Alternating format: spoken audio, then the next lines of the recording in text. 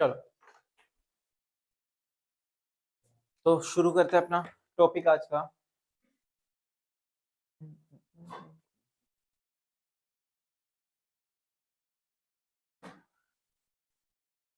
तो हमारा जो चैप्टर है, मैथ्स का ही चैप्टर है, चैप्टर नंबर 4, जिसका नाम है मैथमेटिक्स ऑफ फाइनेंस।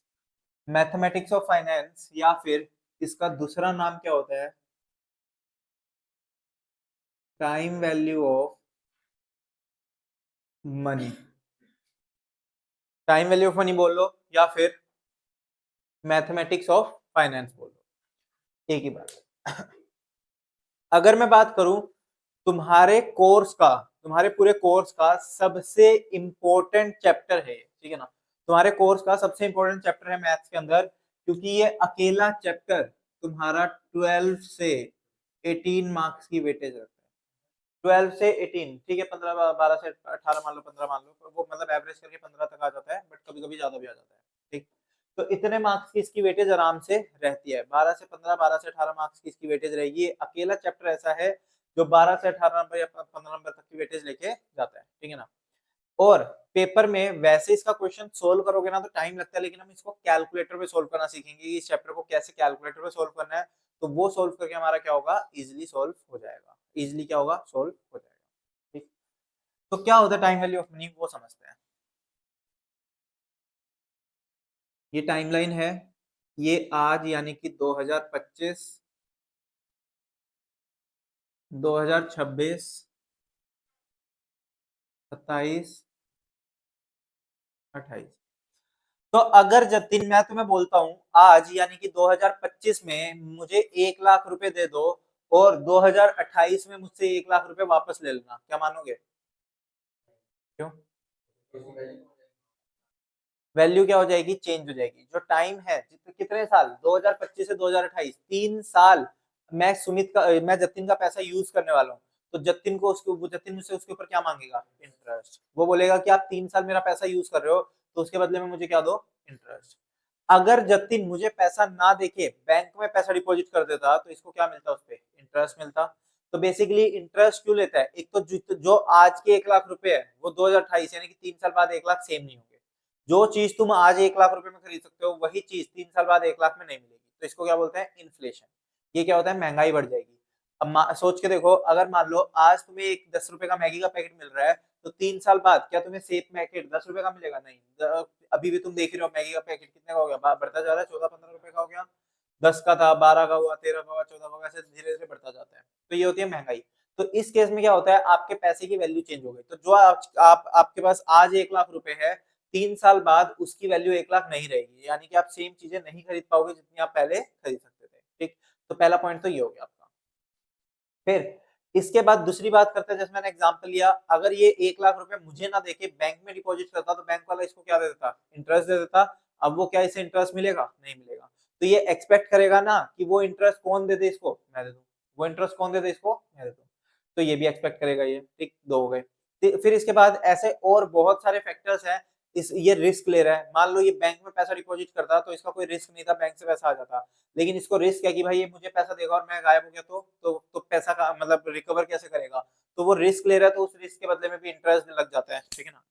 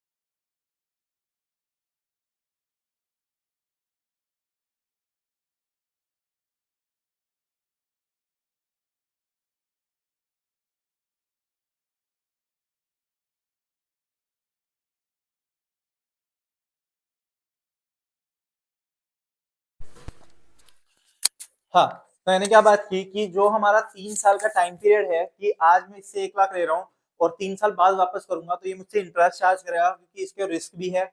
ये अपना पैसा मुझे दे रहा है तो इन्फ्लेशन भी आएगा, बैंक से इंटरेस्ट नहीं मिलेगा इसको तो अपॉर्चुनिटी कॉस्ट भी आएगी। ये सब रीजंस होते हैं इंटरेस्ट लगने के, क्यों हम इंटरेस्ट चार्ज करते हैं। अगर बैंक वाला भी तुम्हें लोन देता है तो उस पर इंटरेस्ट लगाता है, तो वो इंटरेस्ट क्यों लगता है, इन्हीं सब रीजन की वजह से लगता है। ठीक है ना, तो सबसे पहली चीज तो ये हो गई। तो इतनी बात तो समझ आ गई कि अगर मैंने आज 1 लाख रुपए लिए तो उस 1 लाख रुपए पे हर साल मुझे क्या देना पड़ेगा, इंटरेस्ट देना पड़ेगा। हर साल क्या देना पड़ेगा, इंटरेस्ट। ठीक। तो इंटरेस्ट कितने टाइप का होता है, इंटरेस्ट होता है मेनली 2 टाइप का। सिंपल इंटरेस्ट और कंपाउंड इंटरेस्ट। जैसे हमने डेप्रिसिएशन चैप्टर पढ़ा था अकाउंट्स के अंदर, डेप्रिसिएशन में 2 मेथड मेन थे डेप्रिसिएशन के, एक था स्ट्रेट लाइन मेथड और एक था डब्ल्यूडीवी मेथड यानी कि रिटर्न डाउन वैल्यू मेथड। तो वैसे ही बिल्कुल ये दोनों मेथड है, सिंपल इंटरेस्ट और कंपाउंड इंटरेस्ट। जैसे एसएलएम था, एसएलएम में क्या होता है, जो हमारा मेन ओरिजिनल कॉस्ट है उसी के ऊपर हर साल डेप्रिसिएशन लगता रहता है। ऐसे ही इंटरेस्ट के अंदर सिंपल इंटरेस्ट का केस है, कहते हैं जो हमारा ओरिजिनल प्रिंसिपल होगा ना, यानी कि 1 लाख रुपए, इसी पे हर साल इंटरेस्ट लगता रहेगा। लेकिन डब्ल्यूडीवी मेथड में क्या होता था, जो बैलेंस बचता जाएगा उस पर डेप्रिसिएशन लगता जाएगा। सेम ऐसे ही कंपाउंड इंटरेस्ट में होता है, जो आपका बैलेंस आता जाएगा ना उसके ऊपर इंटरेस्ट लगता रहेगा, उसके ऊपर आपका हर साल इंटरेस्ट लगता रहेगा। तो अब सिंपल इंटरेस्ट और कंपाउंड इंटरेस्ट के बारे में देखते हैं। अभी लिखना कुछ नहीं है, अभी बस समझ पे जाओ चीजें, थोड़ा सा फॉर्मूले वगैरह समझ के फिर एक साथ लिखाना शुरू करो। दो कॉन्सेप्ट है, एक सिंपल इंटरेस्ट है और एक कंपाउंड इंटरेस्ट है। मान लो माधव है, माधव के पास 2 लाख रुपए है। माधव के पास कितने रुपए पड़े हैं, 2 लाख। माधव ने सोचा कि इस 2 लाख रुपए को ना कहीं इन्वेस्ट करता हूँ और बढ़िया से इंटरेस्ट लेता हूँ। तो इसको सबसे पहले एक मिला एचडीएफसी बैंक। एचडीएफसी बैंक ने बोला कि 10% इंटरेस्ट मिलेगा, लेकिन किस पे मिलेगा, सिंपल इंटरेस्ट पे। ठीक। तो ये गया दूसरे बैंक में।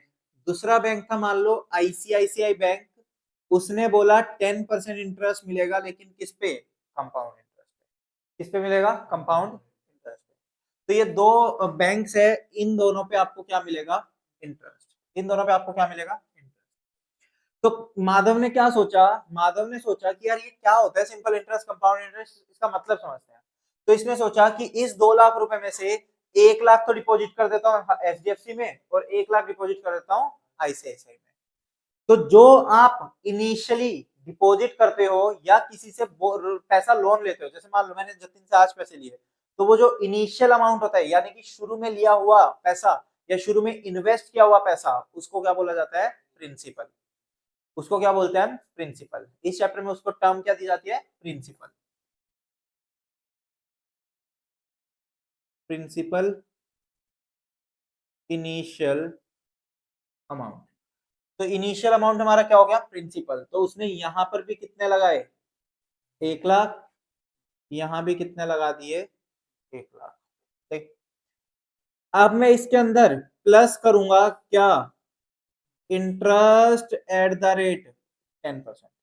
पहले साल का, कौन से साल का, पहले साल। पहले साल मुझे क्या मिलेगा, इंटरेस्ट मिलेगा। पहले साल मुझे क्या मिलेगा, इंटरेस्ट। कितना इंटरेस्ट मिलेगा, 10%। तो इसमें भी 1 लाख लगाए, उस पर 10% कितना हो गया, 10,000 रुपए।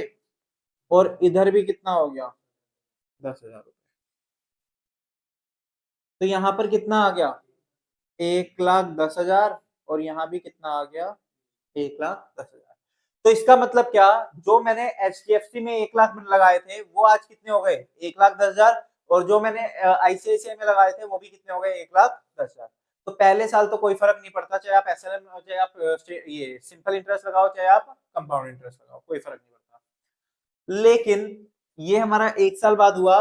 अब क्या होगा, दूसरे साल का इंटरेस्ट लगेगा, interest at the rate 10% second year का। Interest at the rate 10% second year की बात करूं तो ये अगर सिंपल इंटरेस्ट का केस है तो सिंपल इंटरेस्ट का दूसरा नाम मेथड दूसरा नाम होता है ओरिजिनल प्रिंसिपल, यानी कि जो आपका प्रिंसिपल अमाउंट है ना उसी पे आपको दूसरे साल भी इंटरेस्ट मिलेगा। तो यानी कि 1 लाख पे ही 10% कितना मिलेगा? 10,000। 1 लाख पे 10% यानी कि कितना हो गया? 10,000। लेकिन अगर ये आईसीआईसीआई बैंक है, इसमें कौन सा है? Compound interest. कंपाउंड इंटरेस्ट में जो हमारा ये बैलेंस बचा ना, इस बैलेंस पे 10% निकलेगा, यानी कि 11,000। 11,000। ठीक। तो 2 साल बाद यहाँ कितने हुए? 1,20,000। और यहाँ कितने हो गए? 1,21,000। फिर इसके बाद हम प्लस करेंगे तीसरे साल का interest. Interest at the rate third year का, थर्ड ईयर।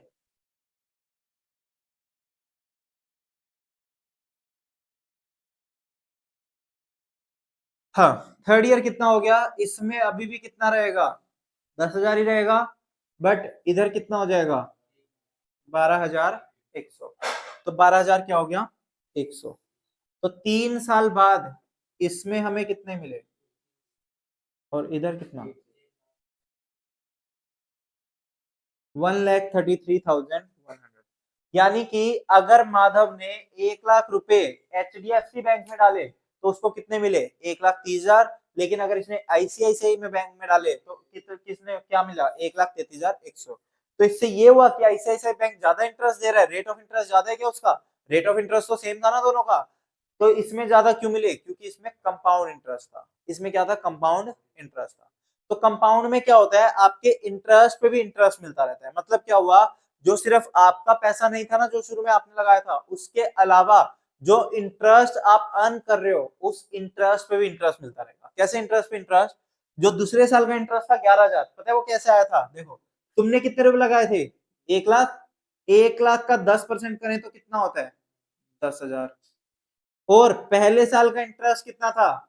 10,000। 10,000 का 10% करूं तो कितना होता है? 1,000। तो टोटल कितना हो गया? 11,000। तो बेसिकली कंपाउंड इंटरेस्ट आपको इंटरेस्ट पे भी इंटरेस्ट निकाल के देता है। कंपाउंड इंटरेस्ट क्या देता है? इंटरेस्ट पे भी इंटरेस्ट। बात समझ आ रही है? तो सिंपल इंटरेस्ट में हर साल इंटरेस्ट का अमाउंट सेम रहेगा। सिंपल इंटरेस्ट में हर साल अमाउंट इंटरेस्ट का अमाउंट क्या रहेगा? सेम। ठीक। हर साल सेम अमाउंट चलता रहेगा इंटरेस्ट का, किसके अंदर? सिंपल इंटरेस्ट के केस में। चलो, तो अब बात करते हैं अपन सिंपल इंटरेस्ट की। थोड़ा सा सिंपल इंटरेस्ट के बारे में देखेंगे, बट उससे पहले ना थोड़ा सा लिख लो। जरूरी नहीं है यार, अलग अलग जगहों पे अलग अलग चलता है वैसे तो, बट ज्यादा हाँ कंपाउंड चलता है, ज्यादातर कंपाउंडिंग ही करते हैं। हाँ हाँ।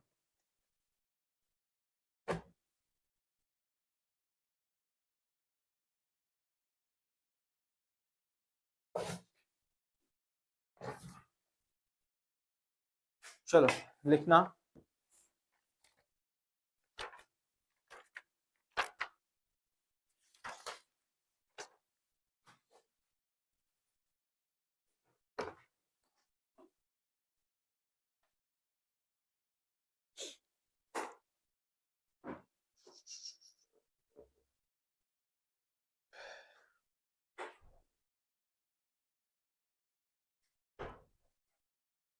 एक सेकंड लेना।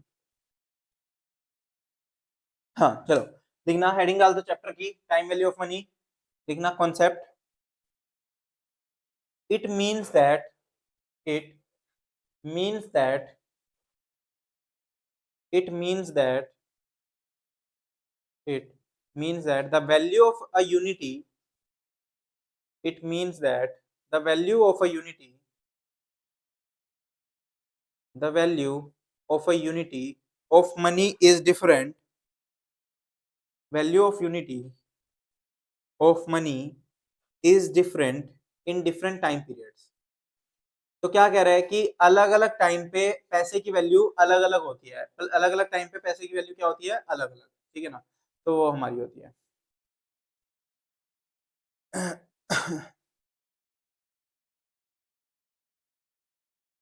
तो लिखना next heading. Why is interest paid? Why is interest paid? Why is interest paid. First point time value of money, first point time value of money, इसके why is interest paid heading है, उसके अंदर पहला point time value of money. कहते हैं interest क्यों पे करते हो, क्योंकि एक तो टाइम के साथ वैल्यू बदल रही है इसलिए मैं इंटरेस्ट चार्ज करूंगा। Second point opportunity cost. Opportunity cost क्या है कि अगर तुमने पैसा लोन देने की जगह अगर बैंक में इन्वेस्ट कर दिया होता तो वो बैंक वाला क्या देता, तुम्हें इंटरेस्ट देता, लेकिन वो पैसा तुमने मुझे दे दिया तो वो इंटरेस्ट खो गया, वो इंटरेस्ट अब तुम्हें नहीं मिलेगा, तो उसको बोलते हैं अपॉर्चुनिटी कॉस्ट। तो इस वजह से इंटरेस्ट लोगे। थर्ड इन्फ्लेशन, इन्फ्लेशन, थर्ड क्या है इन्फ्लेशन। फोर्थ इन्फ्लेशन यानी कि महंगाई बढ़ रही है, तुम्हारे तुम पैसा ज्यादा चाहोगे। Fourth liquidity preference, liquidity preference, liquidity preference. Liquidity preference का मतलब क्या होता है कि जो भी बंदा है, अगर मान लो तुझे किसी से, तुम्हें किसी से पेमेंट लेनी है, मान लो तुम मुझे फीस देने वाले हो, फीस है लेट से 25,000 रुपए, लेकिन तुम बोलते हो कि सर एक साथ पेमेंट कर देता हूँ मैं, तो मैं क्या सोचूंगा यार सारा पैसा अभी आ रहा है तो एक काम करता हूँ 22,000 में मान जाता हूँ, तो 25,000 को मैंने कितना कर दिया 22,000 कर दिया। तो वो होती है लिक्विडिटी प्रेफरेंस कि आप सोचते हो कि आज ही आपके पास सारा पैसा आ जाए, ताकि आप फिर उस पैसे से कहीं पर इन्वेस्ट करना है, खर्च करना है, जो करना है आप कर सकते हो, लेकिन अगर टुकड़ों में आएगा तो टुकड़ों में आप खर्च कर पाओगे। तो इससे बढ़िया लोग क्या प्रेफर करते हैं लिक्विडिटी, ताकि सारा का सारा पैसा आज ही आ जाए। Last fifth point risk factor, fifth point risk factor, risk factor. तो मतलब क्या है कि अगर तुम मुझे पैसा दे रहे हो तो तुम रिस्क ले रहे हो ना कि भाई वो बंदा पैसा देगा या नहीं देगा। बैंक से तो कोई भागता नहीं है, बैंक नहीं भागता, लेकिन इंसान तो भाग सकता है। अगर मैंने तुमसे पैसा लिया तो तुम्हें डर रहेगा कि हो सकता है सर भाग गए तो फिर मेरा पैसा डूब जाएगा, तो वो होता है रिस्क फैक्टर। तो इस वजह से तुम इंटरेस्ट चार्ज करते हो। चलो नेक्स्ट लिखना बेसिक टर्म्स, नेक्स्ट हेडिंग है basic terms to be used in this chapter, basic terms to be used in this chapter. सबसे पहले लिखना इंटरेस्ट, सबसे पहले लिखना interest, interest. It is the price paid by a borrower, it is the price paid by a borrower, it is the price paid by a borrower for the use of, for the use of lender's money, for the use of lender's money, for the use of lender's money। तो क्या कहना चाह रहा है, कहता है कि अगर मान लो मैंने तुमसे पैसा लिया तो मैं बोरोवर हो गया क्योंकि मैं पैसा बोरो कर रहा हूँ, और तुम लेंडर हो गए क्योंकि तुम पैसा दे रहे हो। तो मैं अगर तुम्हारा पैसा यूज कर रहा हूँ तो बदले में मैं तुम्हें जो पे करूंगा वो क्या कहलाएगा, इंटरेस्ट कहलाएगा। वो क्या कहलाएगा, इंटरेस्ट। सेकंड लिखना second term principal, principal, principal. It is the initial value, it is the initial value of borrowing or lending, it is the initial value of borrowing or lending, it is the initial value of borrowing or lending। तो कहते हैं जितना amount तुम शुरू में बोरो कर रहे हो या किसी को दे रहे हो तो वो अमाउंट क्या माना जाएगा, आपका प्रिंसिपल माना जाएगा। Next third point rate of interest, rate of interest. तो रेट ऑफ इंटरेस्ट क्या होता है, जितना परसेंटेज आप उसके ऊपर इंटरेस्ट लगाने वाले हो, जो अमाउंट आपने बोरो किया या लैंड किया उसके ऊपर आप जितना इंटरेस्ट लगाने वाले हो उसका एक रेट होता है। जैसे इसमें हमने देखा था 10%, तो वो 10% क्या हो गया, रेट ऑफ इंटरेस्ट। तो लिखना इसके अंदर it is the rate at which,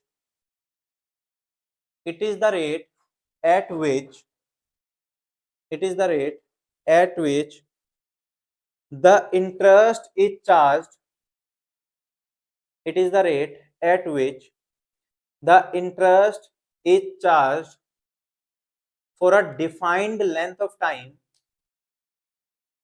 it is the rate at which the interest is charged for a defined length of time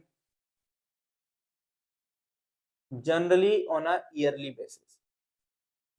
कहते हैं जो ये रेट ऑफ इंटरेस्ट है ना, इसको जनरली हम किस पे दिखाते हैं, ईयरली बेसिस पे दिखाते हैं, ईयरली बेसिस पे दिखाया जाता है इसको, ठीक है ना। और last accumulated amount, accumulated amount,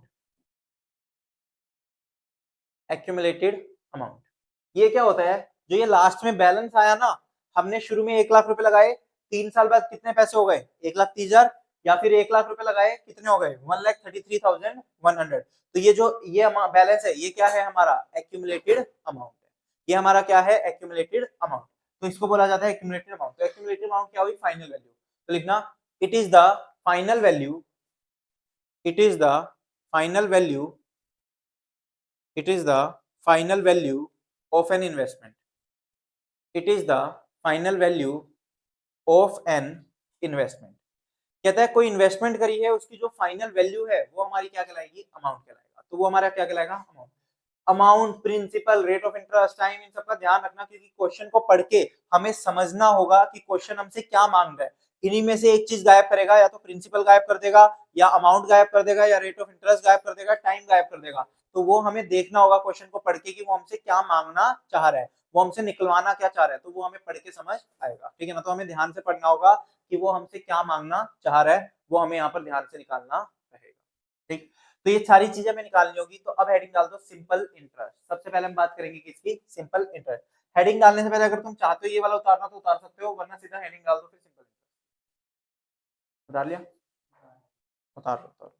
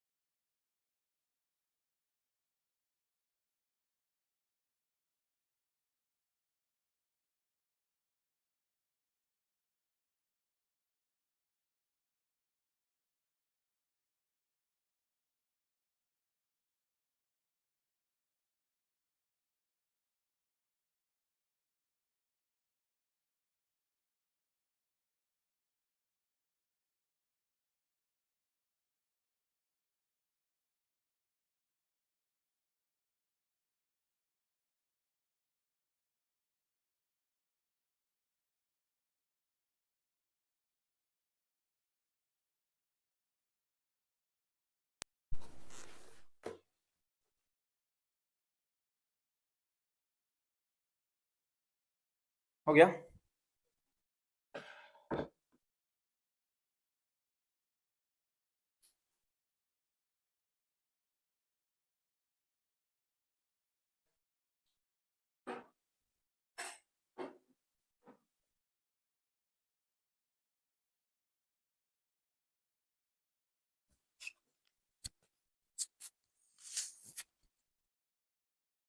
चलो, तो हमने बात की किसकी, सिंपल इंटरेस्ट की।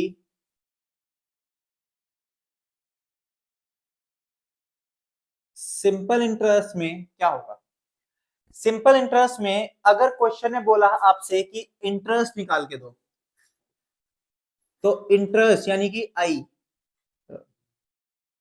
इंटरेस्ट को किससे डिनोट करेंगे, आई से।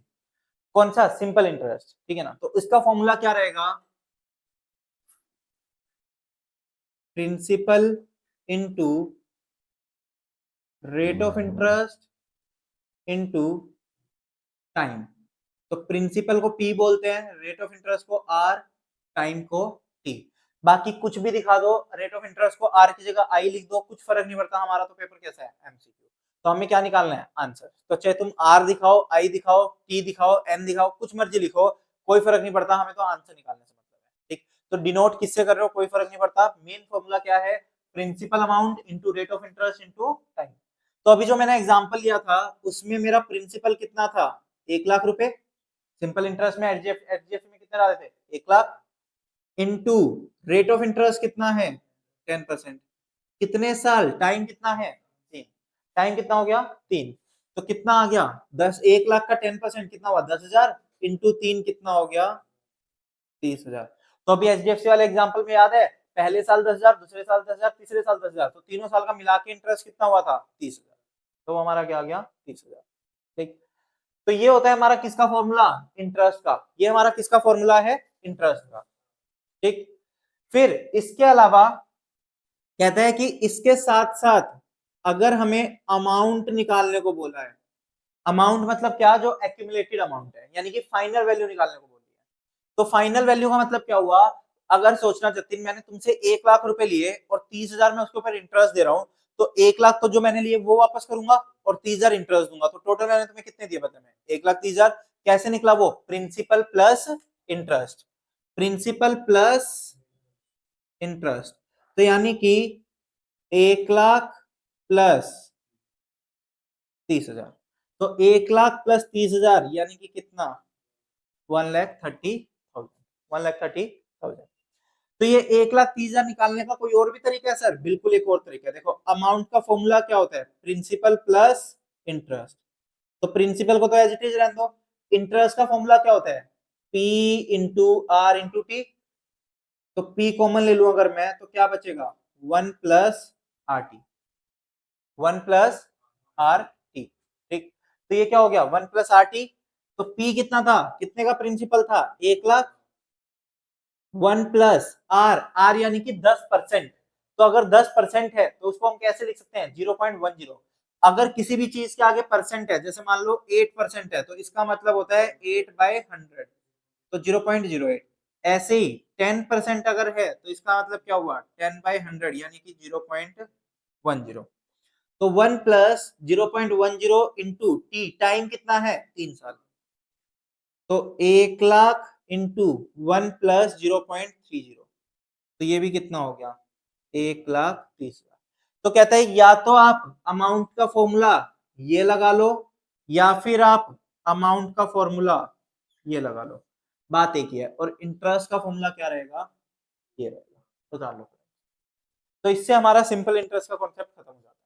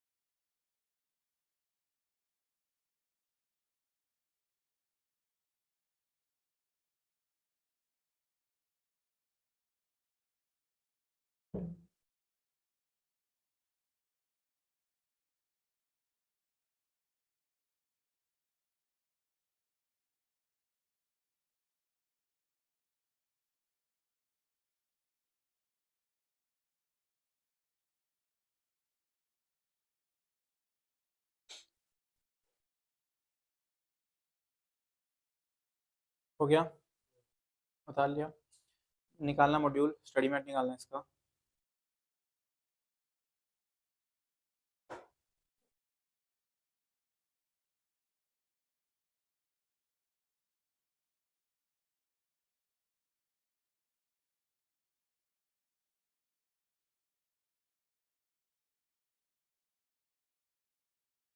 चलो देखना, पेज नंबर आई थिंक 4.4 होगा शायद, देखना इलस्ट्रेशन 1 एग्जांपल 1 उसी पे क्या, पेज नंबर 4.4,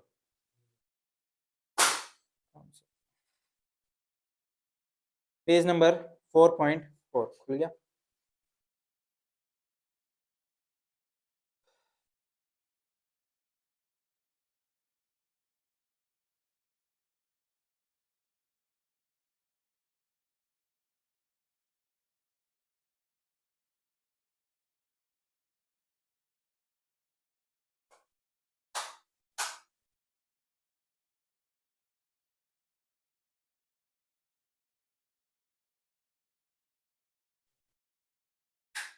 चलो देखना, एग्जाम्पल 1 निकालना, क्या कहता है, how much interest will be earn, तो क्या लिखा है, हाउ मच इंटरेस्ट, तो क्या निकालना है तुम्हें, इंटरेस्ट निकालना है।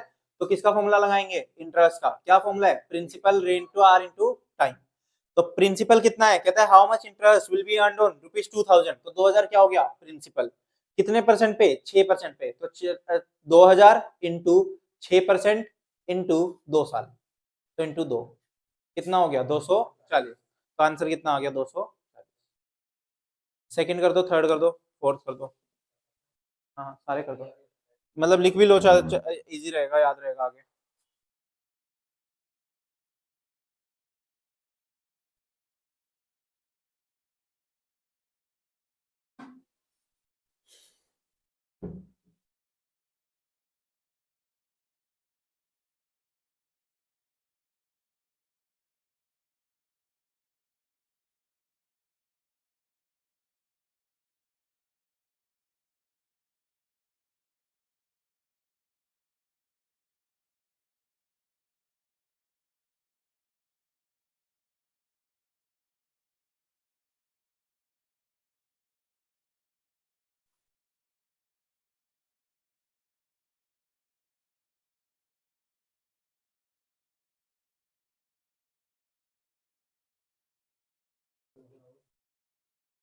क्या कह रहे हो,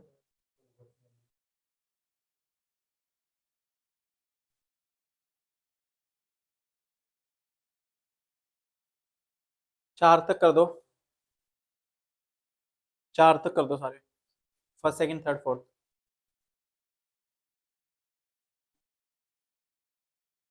दोनों में से कैसे भी कर सकते हो, बिल्कुल कैसे भी आ जाएगा, आंसर सेम आना चाहिए। वो एक्चुअली उसने सेकंड के साथ में थर्ड पूछ लिया ना, तो उसने इस तरीके से कर दिया, बाकी तुम कैसे भी कर दो, कोई दिक्कत नहीं। फोर्थ तक कर दो,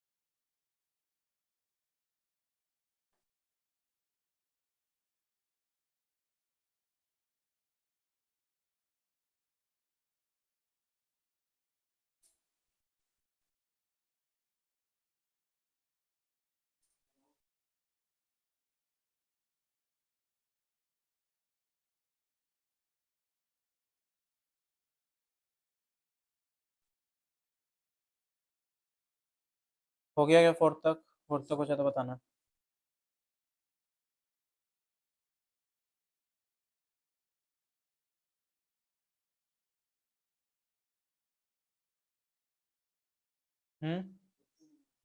फिफ्थ अभी मैं कराता हूँ, फोर्थ तक हो गए, हाँ कोई नहीं, कर लो आराम से करो।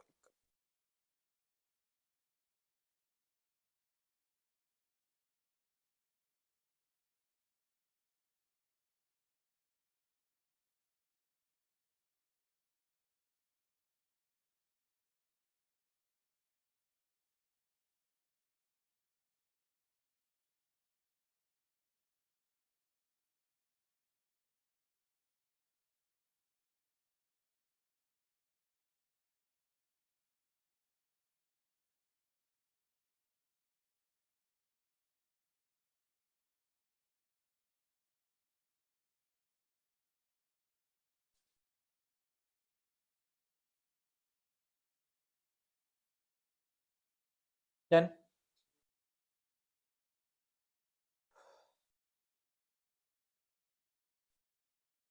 फिफ्थ करें, माधव हो गए चार।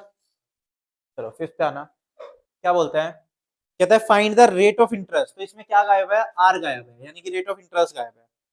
If the amount owed after 6 months is 1050, यानी कि ये अमाउंट दे दिया उसने।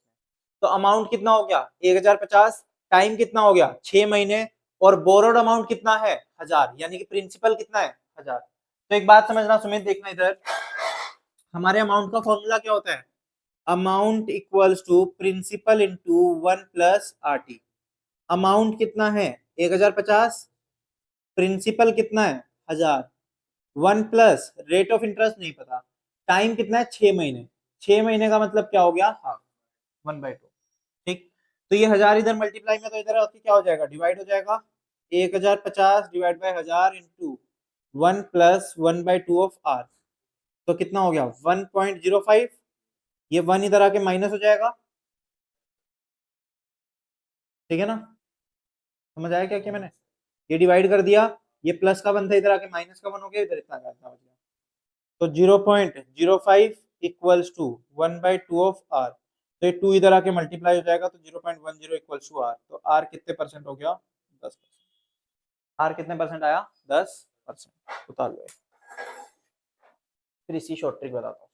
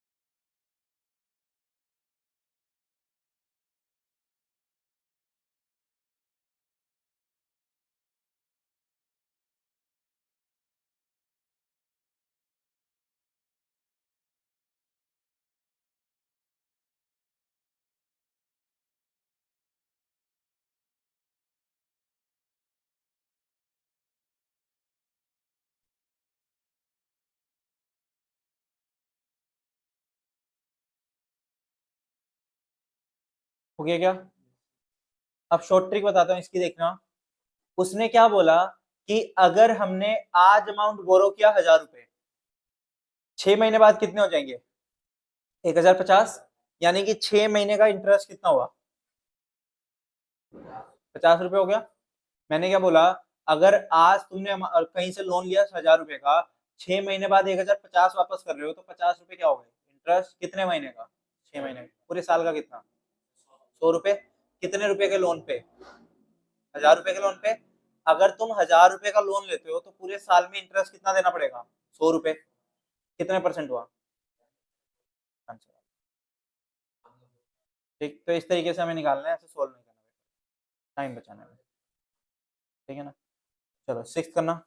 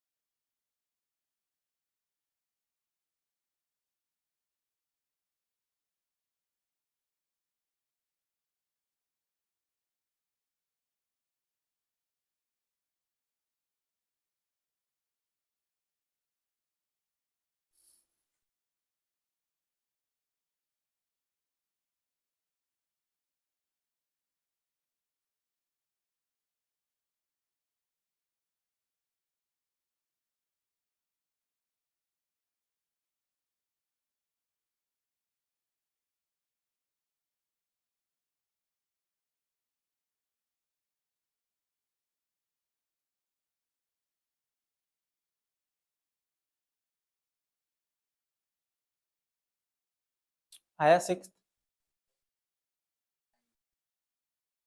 इसमें टाइम निकाल।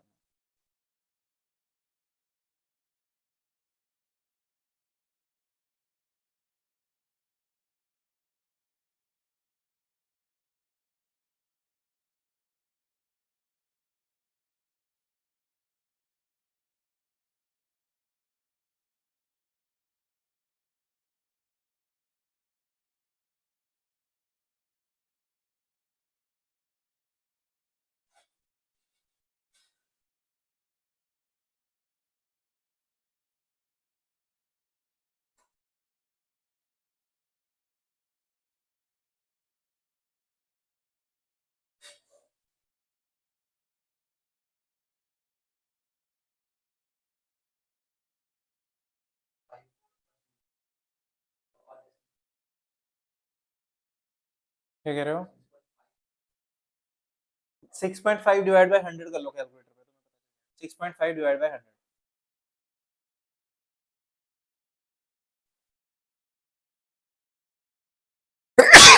देखो क्या बोला उसने। Rahul invested 70,000 in a bank at a rate of 6.5% simple interest. End of term के बाद कितने रुपए मिले? 85925। तो बेसिकली फॉर्मूला हमारा यही लगेगा सेम। अमाउंट कितना मिला? 85925। 70,000 इन्वेस्ट किया। 1 प्लस 0.065 इंटू टाइम का टी रहेगा। ठीक, टाइम का टी रहेगा। तो इसको इससे डिवाइड कर लो। 85925 डिवाइड बाय 70,000, 1.2275। ये 1 प्लस का है तो इधर आके क्या हो जाएगा? माइनस का 1। क्या बचा? 0.065 इंटू टी। तो 0.2275 डिवाइड बाय ये जो 0.065 है, ये क्या आ जाएगा डिवाइड में? इक्वल टू क्या आ गया? टी। तो बस डिवाइड करके आ जाएगा टी का आंसर।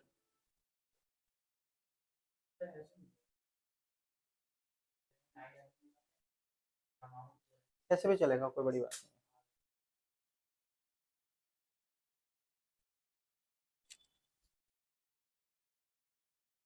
नहीं। ये हो जाए तो 7 कर दो।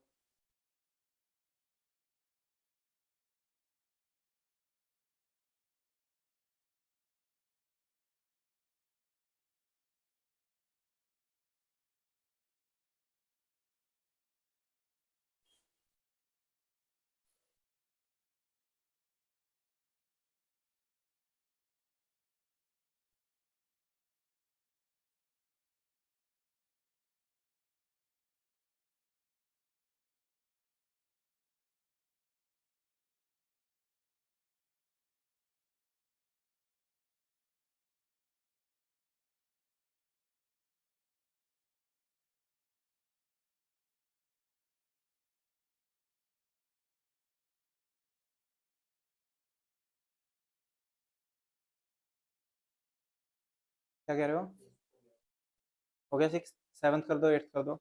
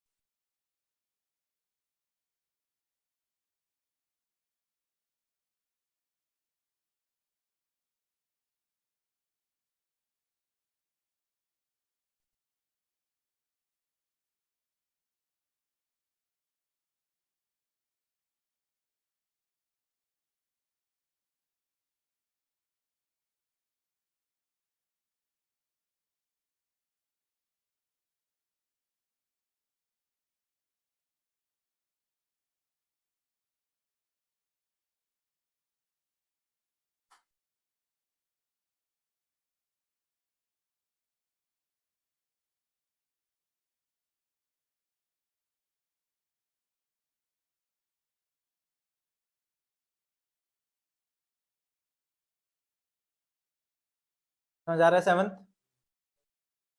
करो।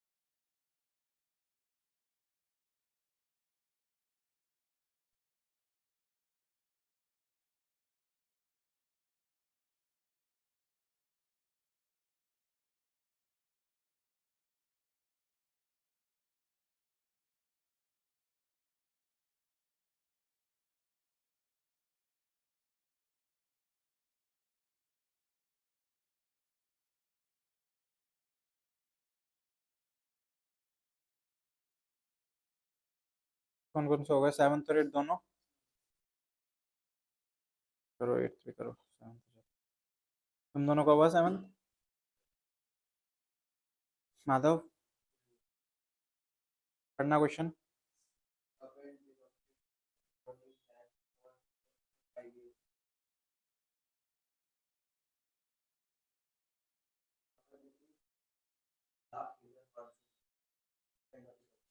तो देखो क्या कह रहा है कि कुछ पैसा ना हमने डिपॉजिट करा, बट कितना डिपॉजिट करा नहीं बताया, तो यानी कि प्रिंसिपल गायब कर दिया। तो अमाउंट बता दिया कि कुछ टाइम बाद इतने रुपए मिलेंगे, रेट ऑफ इंटरेस्ट दे दिया, टाइम बता दिया, तो हमें प्रिंसिपल निकालना है। तो सेम वही अमाउंट वाला फॉर्मूला लगाओ, ए की वैल्यू डाल दो, पी छोड़ दो, बाकी सारी वैल्यू डाल दो, तो उससे पी आ जाएगा। 1 ईयर और 8 मंथ्स, इसको लिख दो। एक साल मतलब कितने महीने, 12 महीने, और 8 महीने मतलब टोटल कितना होगा, 20 महीने। तो 20/12 कर दो, 20 मंथ्स डिवाइड बाई 12 मंथ्स, तो उससे साल आ जाएंगे। हाँ माता, इन्होंने इनका आंसर छोड़ दो, इनका आंसर ना देखो, तुम अपना करो। तुम्हारा आ गया था 3 7।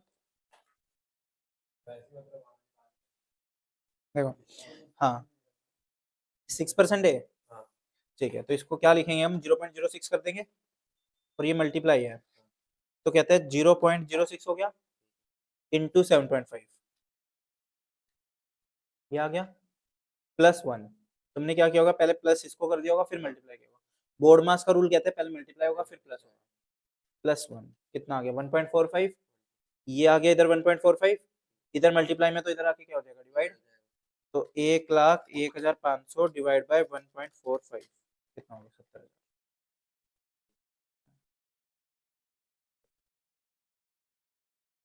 ठीक है जतिन।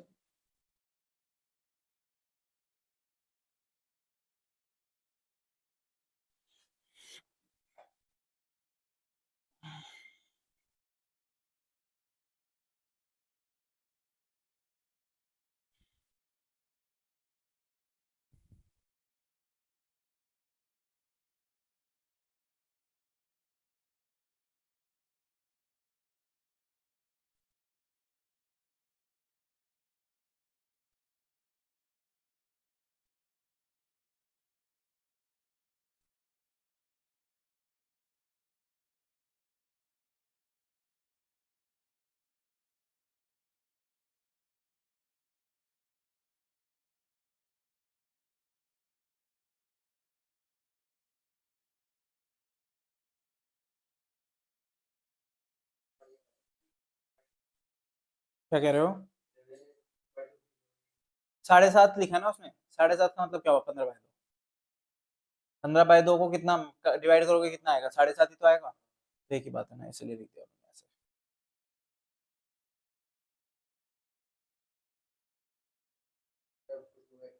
हाँ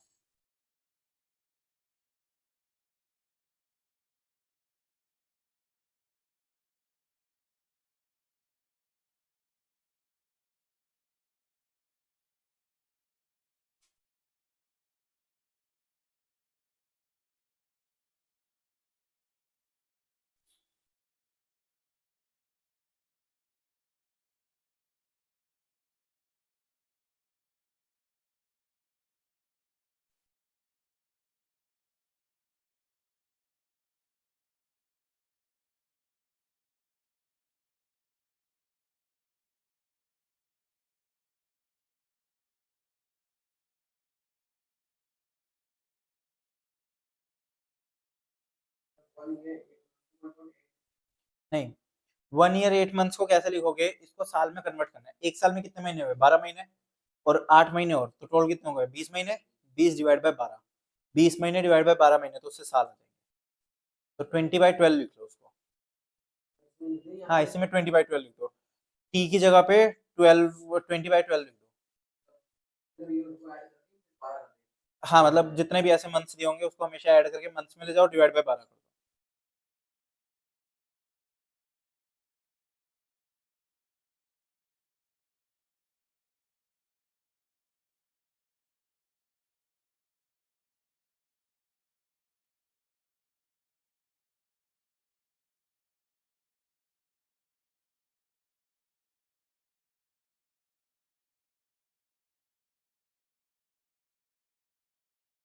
क्या कह रहे हो?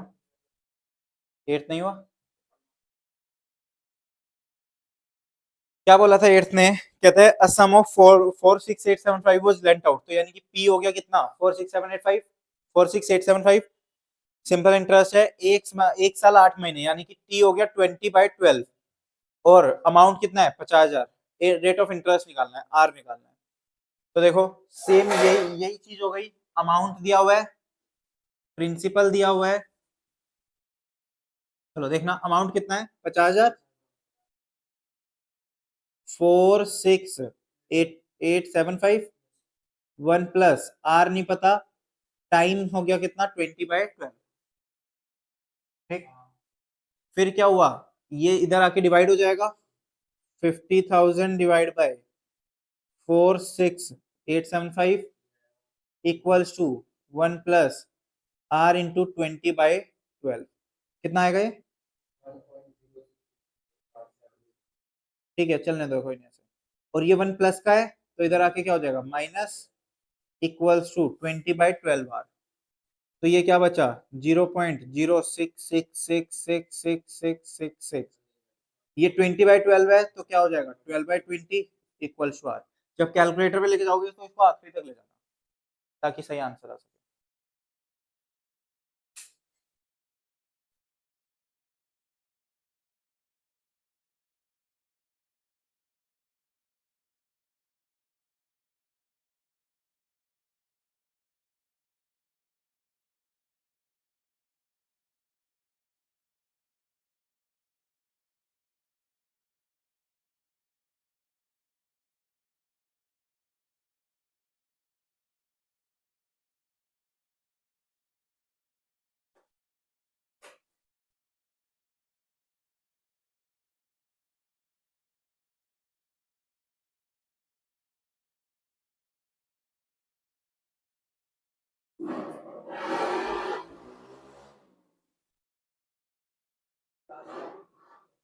क्या कह रहे हो?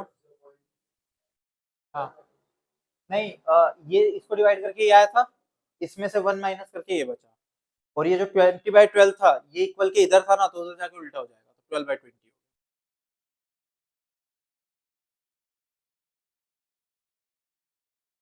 क्या कह रहे हैं? आ गया? ठीक है, इसका 9th और 10th लिख लो होमवर्क में। एग्जाम्पल 9 10th, और एक्सरसाइज 1, सॉरी एक्सरसाइज 4 है पूरी होमवर्क। एग्जाम्पल 9 10th होमवर्क लिख लो, और एक्सरसाइज 4A पूरी होमवर्क लिख लो। ये दोनों होमवर्क।